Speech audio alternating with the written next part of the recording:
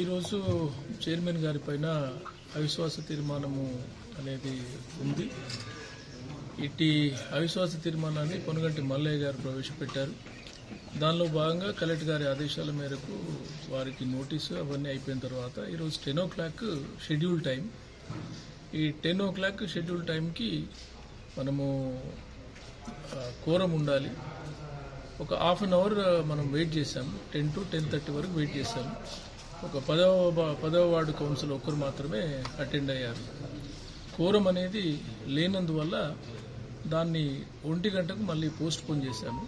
So 1 గంటకు కూడా quorum లేదు కాబట్టి ఈ అవిశ్వాసము వీగిపోయిందని తెలియజేస్తున్నాం. ఎంతమంది కోరం సార్? అంటే ఎంతమంది ఉన్నారు? ఎంతమంది టోటల్ మున్సిపల్ సభ్యులు 30 మంది, ఎక్స్ అఫిషియో మెంబర్ ఒకరు, మొత్తం 31. కాబట్టి మనకు కోరం కావాల్సింది 21 మెంబర్స్. 21 మెంబర్స్ కోరం ఉన్నట్లయితే మనం చేసేవాళ్ళం. 21 కోరం మెంబర్స్ 10 to 10:30 లేరు, అలాగే 1 o'clock లేరు. కాబట్టి ఈ అవిశ్వాసం వీగిపోయిందని ప్రకటిస్తున్నాం. గారు 10:30 వరకే టైం ఇచ్చారు.